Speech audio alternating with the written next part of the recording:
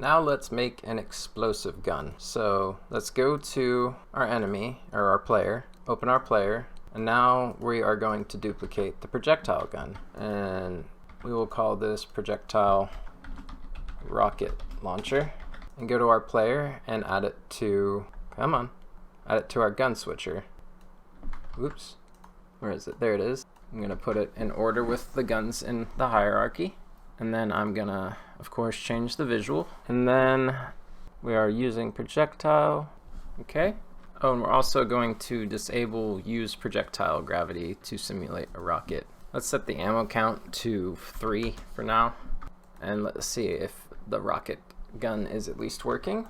Yes, it is indeed. Now let's add some stuff to simulate a explosion. Make sure you hit that like and sub button because I'm having to come back in editing to add this. I forgot to show the explosion code. So in your projectile script, write down use explosive, and then if use explosive false, put this stuff in it, and then on destroy anything, if it's true, we're gonna do the this is object pooling, but in where you're at in the video, you need to instantiate the explosive shot from the actual projectile. So make a serialized field, private, game object, and then something to represent the damage, so the explosive damage. And just go ahead, and I think you're not on effects yet, so just go ahead and instantiate the explosive damage at the transform dot position and transform dot rotation, and then make sure you add the explosive damage to the projectile on the prefab. Once you get to the object pulling part, you can actually just go ahead and remove this code and this part. Sorry, I don't know how that happened. I guess I didn't hit record or something. And we'll still have to figure out a way to trigger it, but let's go ahead and test it by setting it to is explosive. Nope. That is a cool effect though. I don't know how I did that. Let's look into it. And then I'm actually going to create a empty object and call this explosive damage and prefab it, reset its transform, and delete it from the scene. And then we'll go into that prefab, where is it, explosive damage, and we will make a new script also called explosive damage. And this is going to be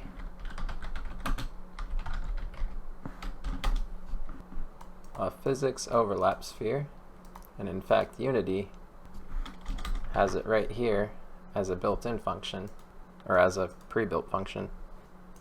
And then we'll make a serialized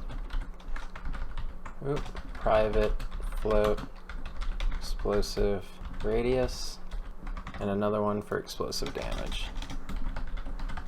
The explosive damage is something like 50 by default, and the explosive radius is something like 3 by default. We also want this to only happen for like an instant. So since I'm not going to be using object pooling yet, but it's smart to use object pooling, I'm going to go ahead and use onEnable for this, and then do a wait 1 frame function and onEnable. We will wait 1 frame and put this in the update so it has 1 frame to check for explosive damage. And let's see to it that this is working. So let's go to our projectile, our player's projectile. And we'll make a serialized field private. Actually, let's make this public. We'll use explosive equals true. Or actually, we'll make it false by default. And then if use explosive equals false, we'll do this stuff. And if it's true on the destroy on anything, we will. Then if it's true, we're going to instantiate. And let's go ahead and add a serialized field private game object for the explosive damage prefab. We're going to instantiate that at the transform dot position transform dot rotation. Then apply your explosive damage prefab, and let's add the explosive damage script to this. And then let's also add it to our enemy. And so right now there's really no way to control it, but we can test it. So let's set it to use explosive. Let's see, send message has no receiver. Debug.log hit collider.name. Seems as though it's working. So let's add the damage logic from our gun. Just find the damage logic, paste it in, take the hit collider, replace it with the colliders, and the explosive damage with the hit scan damage. See if that damages our enemy without hitting it directly now. Appears so, but it's hitting it too many times. So let's fix that. Alright, so the solution was to do the explosive damage and then destroy it on enable instead of waiting 1 frame. But I think we might need this for object pooling. And then I reduced the damage and removed the player debug, health debug, since we have a health bar for the player. And now it seems to be working properly. And so now, if we want to have an explosive bullet, we can do is duplicate the player projectile and call this player's explosive projectile with use explosive toggled on.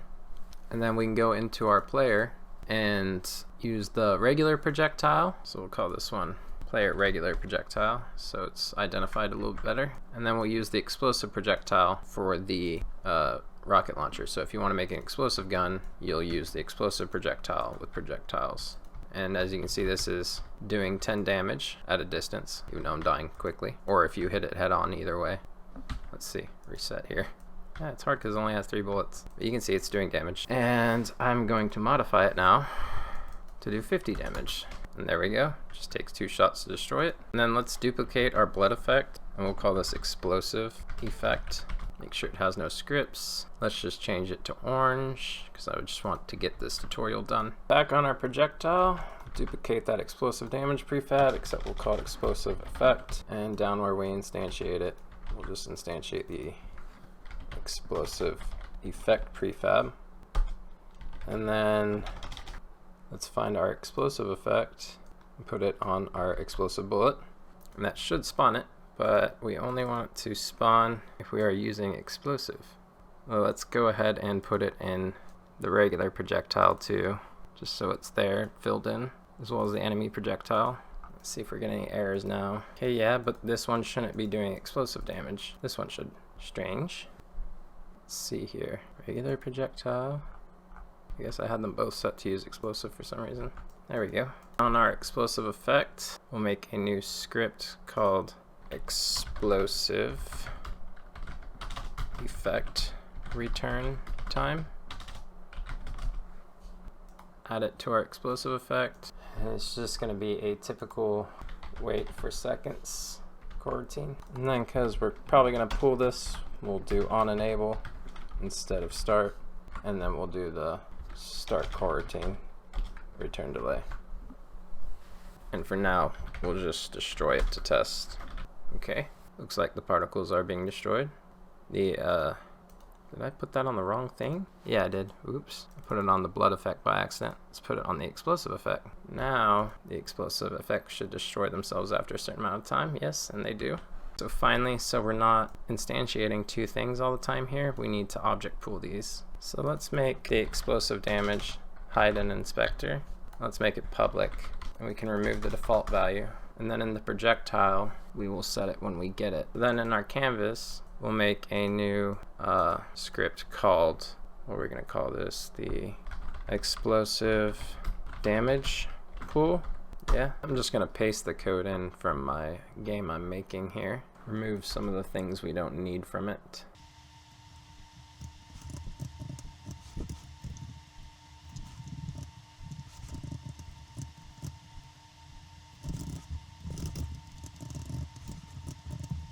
I was actually wrong. We're going to put this on all of our guns that use explosives. What the hell is going on here? Oh, I didn't save gun. Here we go.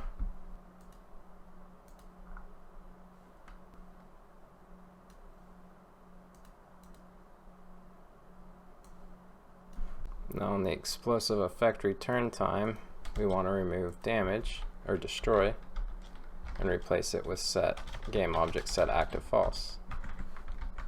Our explosive damage, we want to game object dot set an active false on start instead. Okay, so this got a bit confusing.